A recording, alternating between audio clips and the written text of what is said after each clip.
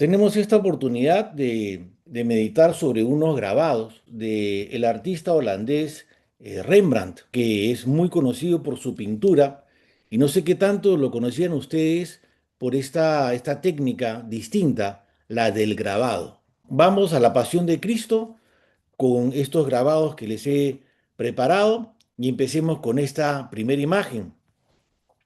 Es cuando Jesús es condenado por Poncio Pilato, por los sumos sacerdotes, cuando es entregado para la crucifixión, ¿no? Cristo ante Pilato. También es importante que usemos la base en la que, en este caso, Rembrandt diseña, dibuja la historia. Y la base es la Sagrada Escritura. Es la manera como está escrito y al mismo tiempo es la manera de cómo Rembrandt se imagina lo que lee. Entonces, quiero que repasemos, aunque puede ser un poquito largo el texto, pero es el insumo que nos da el contenido, las imágenes, la historia, que por más que lo hemos escuchado muchas veces, mirando esta imagen, escuchemos esta lectura y vayamos como identificando elementos que aquí al final están representados. Dice así: volvió a salir Pilato y les dijo: mirad, os lo traigo fuera para que sepáis que no encuentro ningún delito en él. Salió entonces Jesús fuera, llevando la corona de espinas y el manto de púrpura. Díceles Pilato: aquí tenéis al hombre. Cuando lo vieron los sumos sacerdotes y los guardias, gritaron: crucifícalo, crucifícalo. Les dice Pilato: tomadlo vosotros y crucificadle, porque yo ningún delito encuentro en él. Los judíos le replicaron: nosotros tenemos una ley y según esa ley debe morir, porque se tiene por hijo de Dios. Cuando oyó Pilato estas palabras, se atemorizó aún más. Lo primero que quiero destacar es cuando Pilato dice: aquí tenéis al hombre. Y destaco eso porque de ahí viene un título de muchas obras de arte que se denominan ecce homo. O sea, es la frase en latín, ecce, he aquí, E-C-C-E, que muchas veces cuando la gente lo lee en castellano, que le dicen exe, pero la pronunciación en latín suena como una che, ecce homo, he aquí el hombre, aquí tienen al hombre. Entonces es una representación del ecce homo de Jesús que ya está ya flagelado con la corona de espinas, torturado y ya dispuesto para que se lo lleven los judíos, los soldados, acompañados de las autoridades judías para ser crucificado. Y también destaco esta reacción de Pilato, que dice: cuando oyó Pilato estas palabras, se atemorizó aún más. Entonces aquí se representa un Pilato así, con miedo, sobrepasado por la situación, perdiendo autoridad, retrocediendo frente a esta presión en donde tiene a unos personajes encima de él prácticamente, eso lo vamos a ver ahora en detalle, pero también toda una masa de gente en esa plaza gritando: crucifícalo. Vamos entonces a mirar elementos de la composición y con eso apreciar mucho más esta obra, ¿no? Primero el tema de la luz. Miren, aquí les coloco este círculo marcando la luz. O sea, el artista, desde el tema del manejo de la luz, logra el primer impacto, la primera impresión, lo que dirige nuestra mirada a lo que a él le interesa que nosotros empecemos viendo, como el centro de esta narración. ¿Sí? Cristo arriba, en la cumbre de esta historia, como el personaje principal, y en la base los que lo van condenando, los que van impulsando su muerte. Vamos entonces a ver detalles, diferentes aspectos, rostros de este grabado. Primero Cristo. Cristo que aparece con su corona de espinas bastante bien detallada en el sentido que es una corona de espinas fuerte, agresiva, violenta, pero y lo destaco de esa manera porque por más que es así, fíjese que Rembrandt ha escogido representar un Cristo limpio. O sea, no es la sangre que le escurre por el cuerpo, por el rostro. Rembrandt escogió poner un Cristo que exprese pureza, que exprese inocencia, santidad. Es destacar el Cordero de Dios que quite el pecado del mundo. Y bueno, y este Cristo que está ahí mirando hacia el cielo, mirando hacia el Padre, con la boca abierta. Esa boca abierta es típica del barroco. Es así, es esa boca que exhala una palabra, que exhala un aliento, que exhala el espíritu que tiene dentro de sí, el Espíritu Santo, que para que todo este sacrificio sea parte de la salvación del mundo. Y ahí se ve a este soldado vestido con esas vestimentas del siglo XVII y con su sombrero y mirando a Jesús con asombro, ¿no? Parte de lo que vamos a ver mucho en este grabado y en todos son las miradas. Cómo Rembrandt capta la psicología de las personas, cómo Rembrandt como que es un estudioso de rostros, de gestos, de formas, de actitudes. Si el barroco se caracteriza por algo, y es difícil trazar como varias líneas comunes, hay una línea que de todas maneras sí caracteriza el barroco y es la emoción, impactar emocionalmente al espectador. Entonces, cuando el espectador va viendo este rostro de este soldado que está al lado de Jesús, mirando con impresionado, de pronto logrando percibir la santidad y la justicia y la inocencia de este condenado a muerte. Aquí tenemos al sumo sacerdote, que creo que lo podemos reconocer todos. Cuando yo digo sumo sacerdote, creo que es fácilmente identificable, ¿no? Aquí está el sumo sacerdote. ¿En qué podemos reconocer que es el sumo sacerdote? Por el sombrero que lleva, por la barba, por la vestimenta. Este es Anás, el sumo sacerdote Anás, que en ese momento no era el sumo sacerdote que tenía la autoridad vigente, sino que quien tenía la autoridad en ese momento era su yerno. Pero Anás era una persona muy influyente. Y ahora vamos a ver cómo Rembrandt retrata a su yerno, el sumo sacerdote Caifás.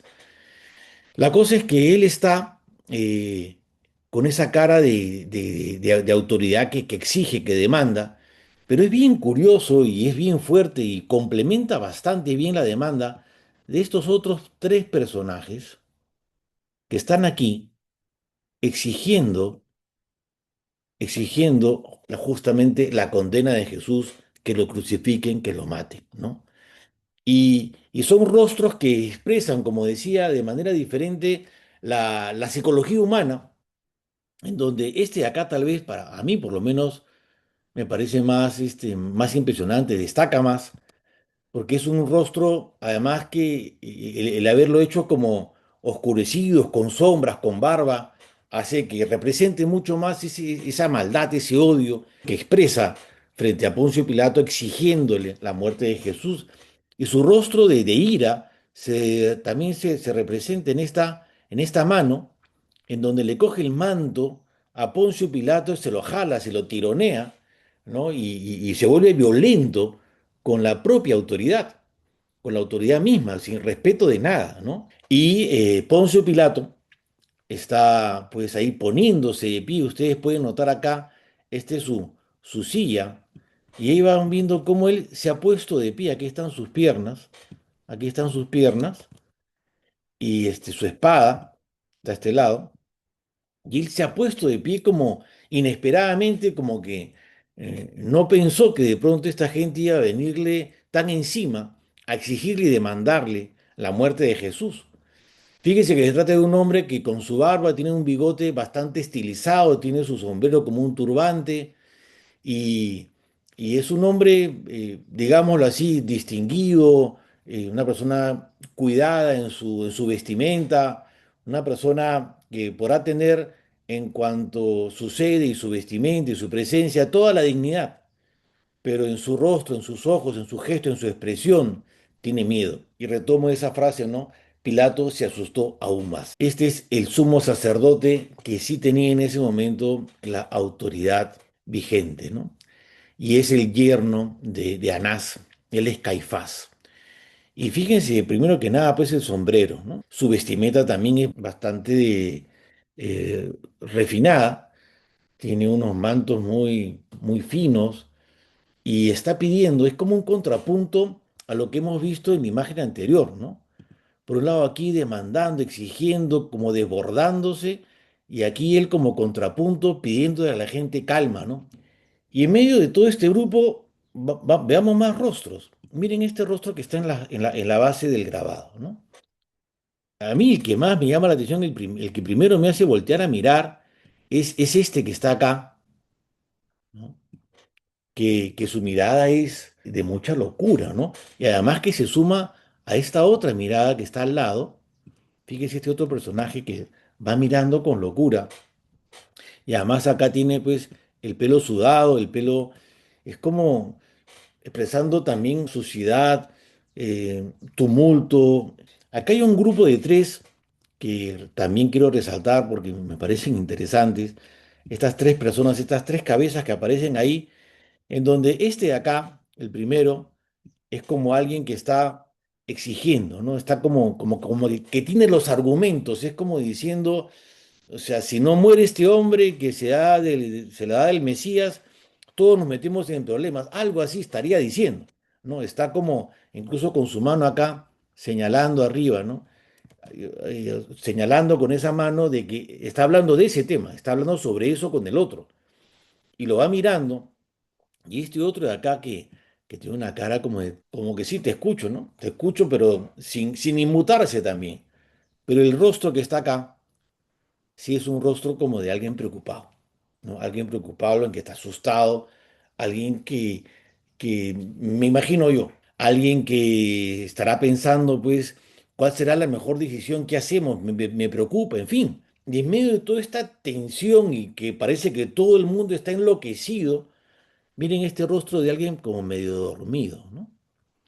No sé si es dormido, no sé si es borracho, y uno puede realmente ir repasando poco a poco. En fin, uno se quedaría un buen rato mirando los detalles de toda esta historia, ¿no? Y vamos a otro detalle en donde aparece este soldado, un guerrero sólido, pero al mismo tiempo un guerrero que no está de acuerdo con lo que está sucediendo, con esta injusticia. Una persona compungida está acompañado por este otro rostro de esas personas buenas que sufren, ¿no? Que está ahí con su corazón noble, bondadoso, sensible, mirando y doliéndose, y le tocó justo esa hora de la pasión del Señor, ¿no? Rembrandt, la verdad que le ha dedicado mucho a esas representaciones teatrales, a esas representaciones psicológicas. De este detalle que les estoy aquí marcando, sobresale pues este joven, ¿no? Este joven que tiene como esa dinámica típica de el que mira al espectador, ¿no? Uno se encuentra con la mirada de este joven y es ese efecto de un personaje del cuadro, de la composición, que te mira a ti para que tú también te metas, seas parte tú también. Y Ámsterdam, y fue el escenario preciso como para que él vaya recogiendo rostros de diferentes personajes que además van viniendo de diferentes partes del mundo, ¿no? Y fíjense los sombreros además o los pañuelos que se ponen en la cabeza, acá hay una pluma, ¿no? La variedad de cosas que Rembrandt veía y veía una y otra vez e iba recogiendo en su mente, en su imaginación, todos estos elementos para su composición. Una cosa que también destaca bastante, el arma, ¿no? Este mazo con estas puntas agresivas, y así como hay diferentes rostros, diferentes sombreros, diferentes vestimentas, hay diferentes armas. Rembrandt era coleccionista. Y miremos la siguiente imagen del César, del emperador romano. En medio de esto, tiene mucho sentido. Intimidaba. Leo el pasaje bíblico. Le dice Pilato: a vuestro rey voy a crucificar. Replicaron los sumos sacerdotes: no tenemos más rey que al César. Entonces se lo entregó para que fuera crucificado. Esta imagen logra ese efecto intimidante definitivamente. Entonces vamos acá, está como este conjunto, ya como cogiendo en varias imágenes de las cosas que ya hemos observado antes, y retomo el tema de las armas, la variedad de armas, aquí el mazo que ya hemos comentado. Aquí está esta varilla puntiaguda con otras puntas más, como estas lanzas En fin, qué curioso cómo Rembrandt escoge, o sea, no es un ejército que lo que uno ha solido estudiar, aprender, ver en imágenes, que los romanos eran absolutamente disciplinados y todo estaba muy organizado, su vestimenta, sus escudos, sus espadas, todo igual, ¿no? Pero aquí Rembrandt escoge, armas de diferentes tipos y todas las diseña, como que aprovecha la escena para llenarla de elementos que él ha visto, que él ha curioseado, que él le llama la atención en la historia, ¿no? Y así como aparece este personaje del que ya hemos comentado, también aparece este otro soldado que más bien tiene cara, no sé si discúlpenme la expresión, si a alguien le parece ofensivo, pero tiene cara de bestia, desalmado, una persona brutal, una persona que sí sería capaz de hacerle daño a cualquiera sin ningún escrúpulo. Y en medio de toda esta nueva diapositiva que les comparto, está esta escena tan teatral de este hombre que aparece por esta ventana. Pero bueno, si este mide 55 por 44, miren este otro que mide 38 por 43. Es más pequeño. Es más pequeño, es la escena de la crucifixión de Cristo.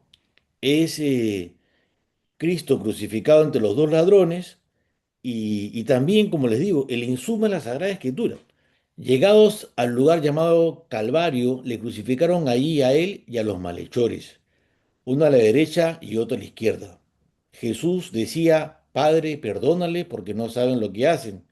Se repartieron sus vestidos echando a suerte. Estaba el pueblo mirando.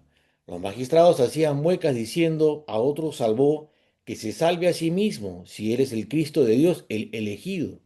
También los soldados se burlaban de él y acercándose le ofrecían vinagre y le decían, si tú eres el rey de los judíos, sálvate. Había encima de él una inscripción, este es el rey de los judíos. Uno de los malhechores colgados le insultaba, ¿no eres tú el Cristo? Pues sálvate a ti y a nosotros. Pero el otro le respondió diciendo, ¿es que no temes a Dios tú que sufres la misma condena? Y nosotros con razón, porque nos lo hemos merecido con nuestros hechos. En cambio, este nada malo ha hecho. Y decía Jesús, acuérdate de mí cuando vengas con tu reino. Jesús le dijo, yo te aseguro, hoy estarás conmigo en el paraíso. Era ya cerca de la hora sexta cuando, al eclipsarse el sol, hubo oscuridad sobre toda la tierra hasta la hora nona. El velo del santuario se rasgó por medio y dijo Jesús, dando un fuerte grito, Padre, en tus manos encomiendo mi espíritu. Y dicho esto, expiró. Al ver en Centurión lo sucedido, glorificaba a Dios diciendo, ciertamente este hombre era justo. Y todas las gentes que habían acudido a aquel espectáculo al ver lo que pasaba, se volvieron golpeándose el pecho. Estaban a distancia viendo estas cosas todos sus conocidos y las mujeres que le habían seguido desde Galilea. Entonces, esto que acabamos de leer y que lo hemos escuchado varias veces, seguramente está de una u otra manera representado en esta imagen. Veamos también entonces detalles. Y lo primero que quiero resaltar es este efecto de luz, ¿no? Cómo Rembrandt hace que venga del cielo una luz. Y eso ya, retrocedo para que veamos, eso ya es un lenguaje en donde este momento de tremendo dolor es sobre todo un momento de gracia, un momento de perdón, un momento de luz, un momento de bendición. Lo que se ve como una tragedia y lo es, no es solamente una tragedia, es también una bendición que todavía no se va a explicitar, se evidenciará cuando venga la Pascua, cuando venga la resurrección. ¿Quién es el ladrón malo y quién es el ladrón arrepentido? El ladrón que no se arrepintió, el que encaró a Jesús, el que le reclamó, es el que está con el rostro totalmente oscuro. En cambio, el otro está con esta curvatura, ¿no? Mirando hacia arriba. Es como si esta luz que le está llegando, es como si lo atrajese, es como si lo llamase ya a esa nueva vida que él acaba de pedir, con una fe absolutamente excepcional. Entonces, hablando de eso, de esa fe excepcional, miremos por qué será que este hombre aparece, y es un invento de Rembrandt, ¿no? Pero es parte de su lenguaje y de su mensaje, ¿por qué aparece con los ojos vendados? La explicación que yo tengo es que él profesa su fe a Jesús, lo reconoce como aquel que nada malo ha hecho, aquel inocente, aquel que su reino no es de este mundo y que me puede llevar a su reino, eso lo vio, lo entendió desde los ojos del espíritu, los ojos del alma, los ojos de la fe. Y regreso un poco, están crucificados distinto a Jesús, ¿no? Son tres maneras distintas de estar colgando en una cruz. Y en parte yo creo que Rembrandt ha querido recoger aquello de que si bien son igualmente crucificados, nadie es Cristo crucificado, no es el mismo Señor crucificado. Cualquier crucificado no es el Cristo, no es el Mesías. Entonces también creo que ese es un detalle importante dentro de este lenguaje visual y espiritual. El grabado lo podemos dividir entre estos tres segmentos, en donde las partes más extremas son las partes más oscuras.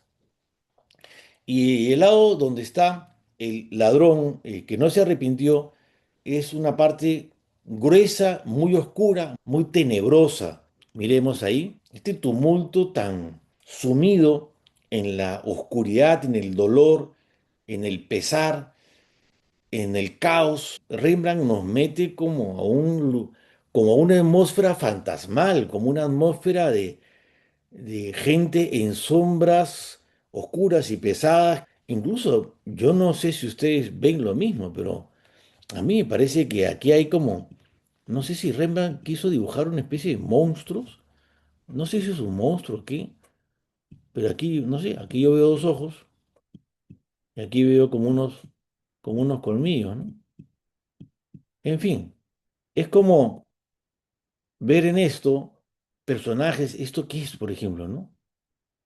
Unos rostros más monstruosos y gente pues metida en medio de este ambiente, esta atmósfera supremamente triste y lamentable, ¿no? Y en medio de esto aparece un personaje que también es interesante preguntarnos quién es. Yo creo que este es San Pedro. Estoy hablando pues de este personaje que está muy iluminado, que está incluso pues con su barba, ahí podríamos un poco decir sí es San Pedro, despeinado, descolocado, emocionalmente metido en una tristeza muy grande y aquí como que confrontado con este personaje y confrontado con este personaje, ¿no? Enmarcado entre dos personas que le van diciendo tal vez, repitiendo, tú eres uno de ellos, ¿no? Tú eres un Galileo, tú eres uno de ellos, ¿no? Y Pedro tal vez repitiendo una vez más, no, no lo soy, ¿no? Claro que esa escena en el relato bíblico está antes, pero no sé si es el relato anacrónico en donde ponen a Pedro preguntándole por tercera vez si es uno de ellos, o es que ya Pedro, después de haber negado tres veces, igual siguió hasta el Calvario y se termina encontrando con estos personajes inquisidores y termina ya de desbaratarse porque ya no puede más, ¿no? Y bueno, y en eso que cada uno ve las manchas o los dibujos o las cosas tal vez desde su propia imaginación, yo no sé si yo me imagino de manera exagerada esto, pero este personaje de acá, ¿no?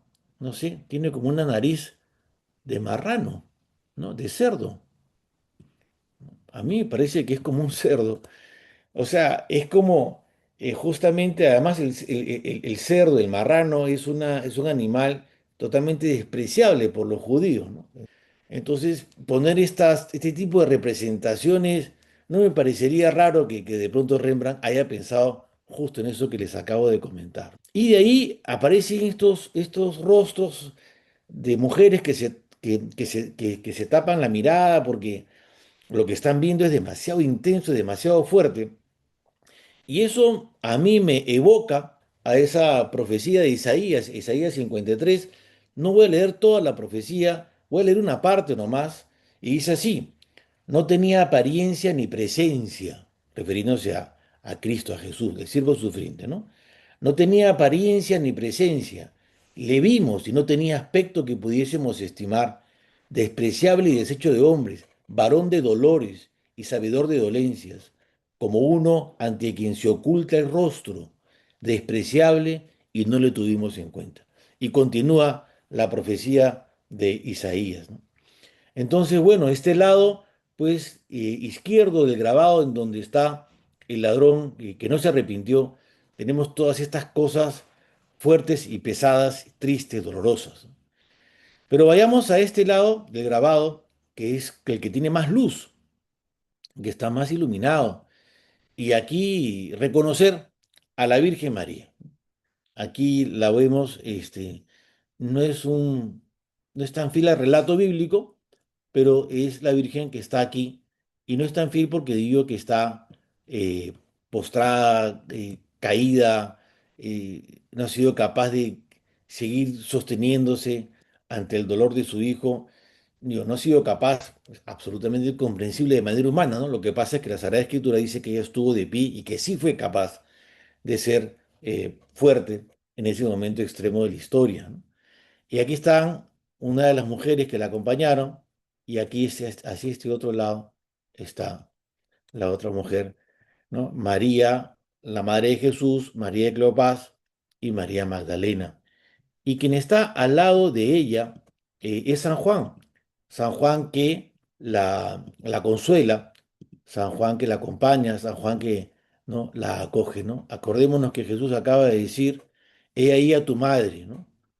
Y a María le dice: he ahí a tu hijo. Entonces, acá hay un abrazo amoroso, muy, muy bonito, muy especial. Y también acá, como dato histórico, es interesante porque Rembrandt es protestante. A él ya le tocó vivir el protestantismo, pero todavía está en esa parte, en esa fase de la historia del protestantismo en donde la Virgen todavía tenía un lugar importante dentro del protestantismo, cosa distinta a lo que vino después o lo que vivimos ahora, que la Virgen es una mujer más que tuvo más hijos, en fin, otra versión totalmente distinta, pero aquí todavía la Virgen tiene un lugar dentro de lo que Rembrandt concebía su cristianismo protestante. Y el centurión que se pone de rodillas con los brazos abiertos, exclamando: verdaderamente este era el Hijo de Dios. Jesús lo sensibilizó y le hizo proclamar esta fe, pero también están estos otros soldados que están ahí con cara de simplemente cumplir su servicio y no se inmutan, no sienten nada especial, una situación más a la que hay que ponerle orden desde la fuerza militar. Están estos dos hombres que huyen. Yo creo que estos dos son los discípulos de Maús, que cuando a Jesús los busca en el camino, cuando ellos van hacia Maús, le dice qué cosa discuten. Entonces ellos se voltean con cara consternada y le van diciendo: ¿es que acaso tú eres el único en todo Jerusalén que no sabe lo que ha pasado ahí? Yo creo que estos dos personajes son los que salen huyendo, y ya después se van hacia Maús como desolados porque ya esto ya no tiene solución, ¿no? Acá hay un comentario más, y es justamente Cristo, la figura más importante de toda esta representación, por supuesto.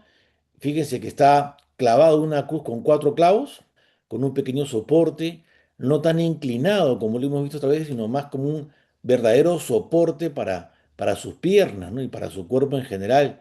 Miren cómo tiene su cuerpo, es como si estuviera aspirando, ¿no? Se van las costillas, todo el tórax se empuja hacia arriba. Fíjense el tamaño de las manos, es desproporcionado. Y viendo un detalle más de cerca, tiene el ojo abierto. Este ojo, ¿no? Este ojo que está hacia donde está la Virgen, donde está San Juan, y tiene la boca, como les decía hace un rato, ¿no? La boca del barroco, del el Cristo barroco, la boca abierta. Y probablemente ya este sea el momento que Rembrandt representa como el que Cristo está diciendo: Padre, en tus manos encomiendo mi espíritu. Retomemos un poco el tema de la técnica. Una placa de metal en donde con un lapicero de metal, de acero, vas haciendo el dibujo y vas generando estos trazos todos tan distintos según la intención de a qué le pones luz, a qué le pones oscuridad, y todo dibujando en la placa de manera que cuando se entinta la placa se pueda después plasmar la atmósfera que el artista ha pensado.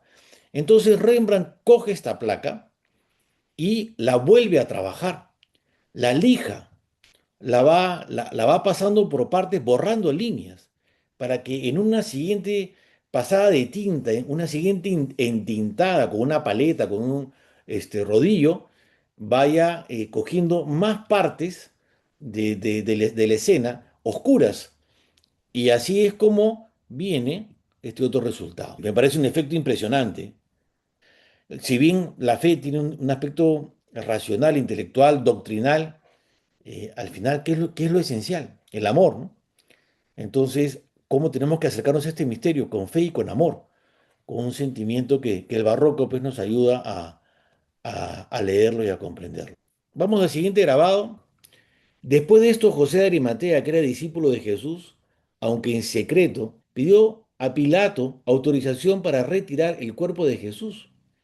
Pilato se lo concedió. Fueron pues y retiraron su cuerpo.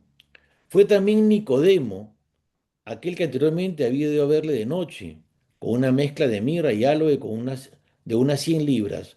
Tomaron el cuerpo de Jesús y lo envolvieron en vendas con los aromas, conforme a la costumbre judía de sepultar. En el lugar donde había sido crucificado había un huerto, y en el huerto un sepulcro nuevo, en el que nadie todavía había sido depositado. Allí, pues, porque era el día de la preparación de los judíos y el sepulcro estaba cerca, pusieron a Jesús. Entonces, vamos a los detalles de este grabado, de esta representación, y fíjense que el movimiento es en diagonal. Y eso también es parte del barroco, ¿no? El movimiento, el dramatismo. Y haciendo un detalle aquí, les digo sinceramente que lo que más me choca, me toca, aquí faltó todavía sacar este clavo. O sea, ¿por qué Rembrandt representa a Jesús en el momento en que todavía le falta sacar un clavo? Y cualquiera, no sé, yo por lo menos diría, no, saquémosle primero todos los clavos y después lo bajamos. No sé, también de pronto no era práctico. Aquí hay cosas que cada uno se lo imagina de una manera, ¿no? Y Rembrandt se lo imaginó así, y para eso entonces viene este personaje con una candela, con una antorcha, con una vela, tratando de iluminar ese momento para que este otro personaje con su martillo venga y termine de sacar el último clavo, ¿no? Claro que si uno mira el martillo, uno dice, ¿cómo saca el clavo, no?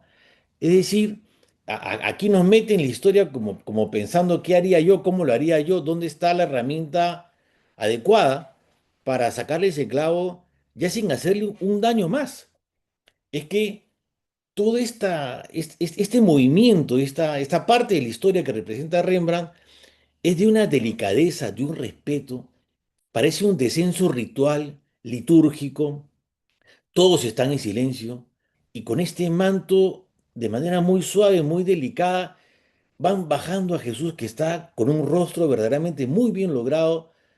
Entonces es parte, como ya he dicho, de este teatro, teatro no en el sentido de que de la historia como si fuera ficticia, no, sino de cómo terminar de montar en un escenario, cómo de terminar de montar lo que sucedió, ¿no?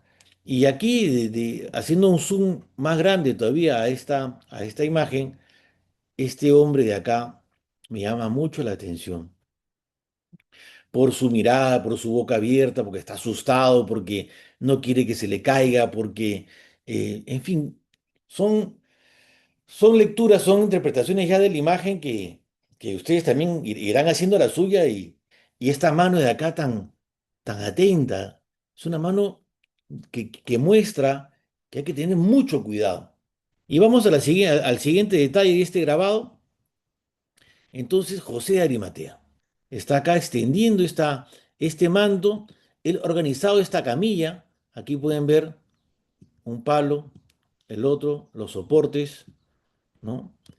Y él ha organizado esta manta, lo ha organizado, y miren cómo la postura que él tiene, de cómo extiende este manto sobre esta camilla improvisada, eh, es como, para mí, es un gesto sacerdotal. Yo lo veo como un sacerdote que se inclina, que cuida mucho el detalle para recibir al final el cuerpo de Cristo, para terminar de recibirlo, acogerlo y tenerlo ahí y llevarlo, ¿no?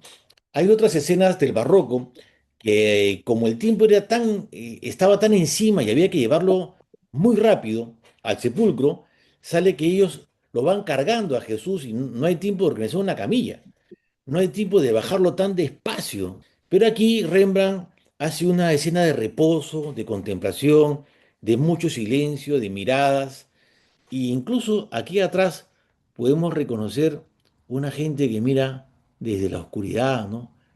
Y aquí podemos decir que está representado Nicodemo. Lo reconocemos porque Nicodemo era un rabí, un maestro, una persona destacada, distinguida, y su sombrero y su manto con la estrella, todo eso habla de su presencia ahí de manera muy velada, muy oscura, como cuando fue a ver a Jesús de noche, sin que nadie se dé cuenta y hablando en la azotea de una casa, compartiéndole, preguntándole cosas, la Sagrada Escritura, ¿no?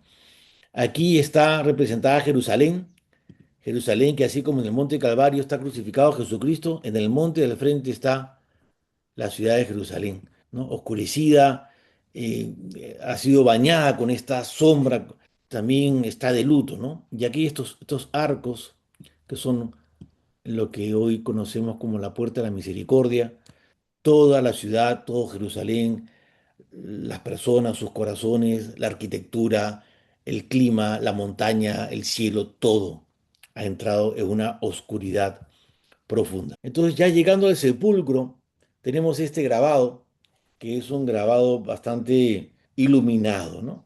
Hay mucha luz para lo que uno podría haber esperado de una representación del momento del sepulcro. Aquí en esta esquina inferior derecha está Cristo, ¿no? Y fíjense cómo todos lo van mirando, todos se van lamentando. Otra vez hay mucho silencio, nadie habla, todos miran, todos rezan, todos sienten la muerte de Jesús.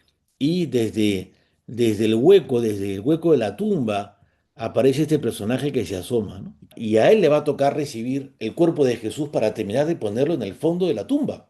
Aquí está un Nicodemo representado de una manera muy distinta, y es Nicodemo porque tiene su sombrero, es el sombrero de la autoridad, porque tiene su bastón, porque tiene la barba. Entonces él está ahí contemplando a Jesús fallecido, y aquí atrás está José de Arimatea. La Virgen María otra vez la reconocemos por ese tamaño tan protagónico que tiene en toda la composición. Está desconsolada, con los ojos cerrados. Y aquí está una de las mujeres que la acompaña y la otra se encuentra aquí, ¿no? Entonces, esa es la Virgen María. Entonces, como les decía en el anterior grabado, Rembrandt coge la placa y la vuelve a trabajar. La lija y así logre un efecto de mayor oscuridad. Y ese efecto se logra así, ¿no? Es el mismo grabado. Aquí hay muchísima luz. En cambio, aquí oscurece la placa y hace mucho más dramática la escena. Es el momento más oscuro de la historia. Es el momento fúnebre más profundo que ha habido en la humanidad. Entonces Rembrandt vuelve a trabajar esta misma placa ya oscurecida y lo oscurece más y logra un nuevo efecto, y es este. La luz del mundo, Jesucristo, se ha apagado, ¿no? Ha muerto y ahora hay que esperar la resurrección.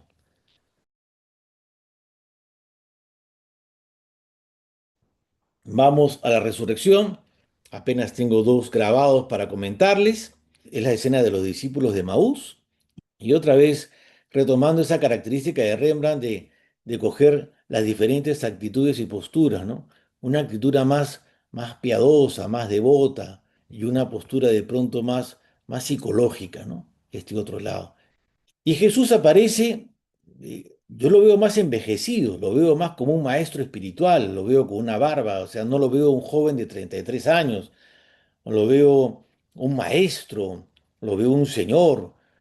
Aquí aparece un personaje que no está en la historia bíblica, ¿no?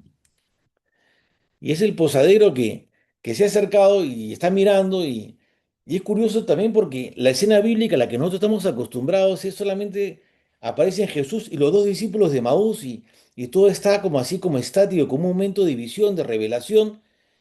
Y aquí Rembrandt pone un personaje que no tiene nada que ver con la situación, con la escena, no se asombra, es como un curioso más. Y yo creo que Rembrandt hace este tipo de juegos pensando en cómo Dios, lo más grande, lo más sagrado, se representa en medio de la vida cotidiana. Y en eso de buscar la cotidianeidad, ¿sí? Hay un perro que está como pasando por debajo de la mesa. Un detalle en la escena que uno dice, ¿qué le aporta? Yo creo que le aporta cotidianeidad. Toda una humanidad recogida y a toda esa humanidad le llega esta Pascua, le llega esta resurrección. Y ciertamente los protestantes tienen esa característica de pensar en un Cristo más humano que divino. Tienen la tendencia, y el barroco en general es eso, es profundizar en la humanidad de Cristo más que en la divinidad. Y ya, claro, uno haciendo el ejercicio de la oración y las reflexiones, es este Cristo humano que nos lleva a lo divino. Pero en la imagen aparece más el Cristo humano como la primera impresión y medio de lo cotidiano. Y por último, este grabado que es ya cuando Jesús se les aparece a los apóstoles, que todos estaban metidos en una casa con temor, con las puertas cerradas. Rembrandt crea esta escena bastante transparente en el sentido de que todos como que están dentro de una nube, como que la transfiguración ahora ya no es en el monte, sino en la casa donde están ellos encerrados, y todos se transfiguran y todos se llenan de luz y todos están bendecidos. Este es Tomás que va tocando las llagas de Jesús con esta mano, está en un momento como muy espiritual, muy profundo, muy intenso, en donde con los ojos de la fe, con los ojos interiores, con los ojos espirituales, a partir de ese contacto está viendo lo que la Sagrada Escritura recoge en esa famosa frase, Señor mío y Dios mío, o sea, tú de verdad has resucitado. Me hace mucha simpatía y mucha gracia este rostro de esta persona que está feliz, ¿no? Y no falta la imagen del devoto, que parece que para Rembrandt es una imagen típica, una representación típica de sus personajes. Este también está alegre, está contento. Este de acá está como sorprendido, pareciera como que, y tiene un libro en la mano, ¿no? Es como si estuviese comparando en la Sagrada Escritura qué dicen los profetas, ¿no? Y cómo no destacar esta cara de este hombre que, ¿no?, está como sentado, como dormido, como perezoso. Es curioso en una escena tan solemne y que haya un personaje que esté dormido o desinteresado, desinvolucrado, o la escena no le dice nada. Pero me gusta porque no todos somos iguales. En fin, Cristo vino por todos y eso me parece muy valioso de valorar, de resaltar. San Pedro está acá, sin duda ahí lo podemos ver arrodillado con las manos abiertas en alabanza, en reconocimiento, en un gesto muy litúrgico también, diría yo, muy devocional, ¿no? Y aquí quiero resaltar la imagen de San Juan. El texto bíblico dice que cuando ya había ido al sepulcro con San Pedro, vio y creyó. Ese rostro como pegado hacia el margen derecho, joven, con las manos en oración, mirando a Cristo resucitado, como queriendo caracterizar de una manera muy marcada la personalidad y la fe de San Juan. Cristo está radiante, ha llenado toda la sala de su presencia, de su luz, de su gracia, ¿no? Entonces, bueno, de verdad, gracias por conectarse. Dios los bendiga.